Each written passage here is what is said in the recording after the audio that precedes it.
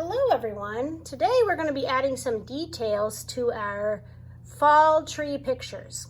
Eventually we're going to be using watercolor paint, but today we're going to be using crayons to draw some small details. And then we'll use the watercolor paint to do the big areas.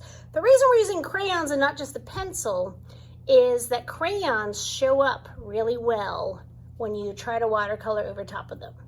If you want to start in pencil, you can, but then after that, then you want to color it with crayon. So this is the foreground of my picture, which is the front of it. The middle part is called the midground, and behind the trees is the background. So I'm going to start in the midground of my paper, and I'm going to do a river. So I'm just going to take my crayons, draw the outline of the river. Now this is a really big area, so next time I'm going to watercolor in that, but I might just add some things, some smaller details with my crayons, such as some other waves. There could be a fish jumping out of the water.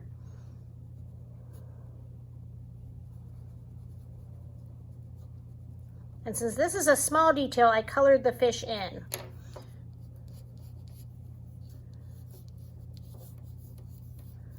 I'm going to draw the ground line. So where the ground, that's called the horizon line. It's where the ground meets the sky. And it's got to be behind where my trees start because I don't want it to look like my trees are floating. So there is where the ground and the sky meet.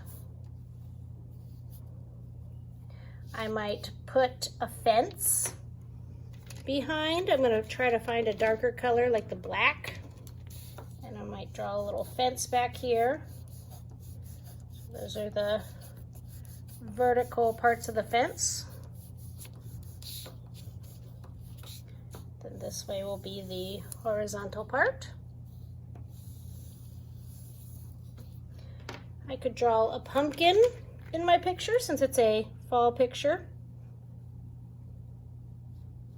Here's my pumpkin. Probably should have done that before I drew the ground line, because now there's a nice green line through my pumpkin, but that's okay. It still looks good. So anything that's little and tiny, you want to use the crayons to draw because watercolor paint likes to spread out. So little tiny details are not good for watercolor paint. Might just do some little tufts of grass here and there.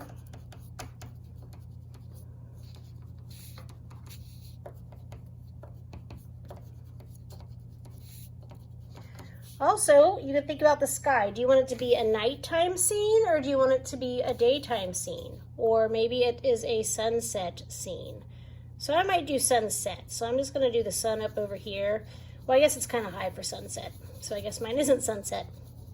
If it was sunset, it would probably be like here.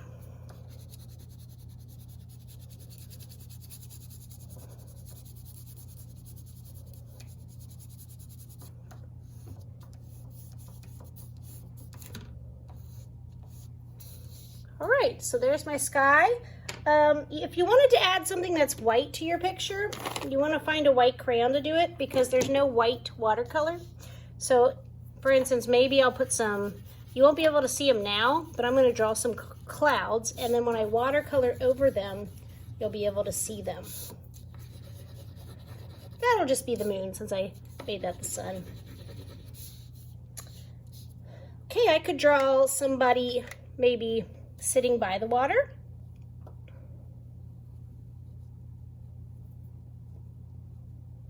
Or wading in the water. Looks like they're going to be wading in the water. So then I would draw kind of this around it so it looks like they're, can't see their legs because it's under the water.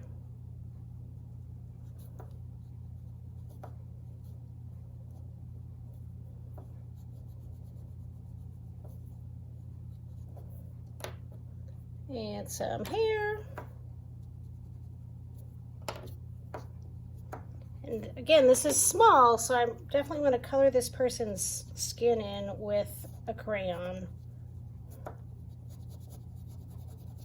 There we go. All right, so they're swimming. And that's all we're going to do today. You'll notice I did not color big areas with my crayons. I am saving that for the watercolor paint. I'm going to show you some more examples. Some of these are fully painted, some of them are only halfway because I was using them as examples. So you could draw a cornfield with a house. You could do a path. There's a deer back there, a rock. This one has a pumpkin on a vine over here. There is a house and a bench, a cat. So any type of details that you want to add to your background, that is up to you.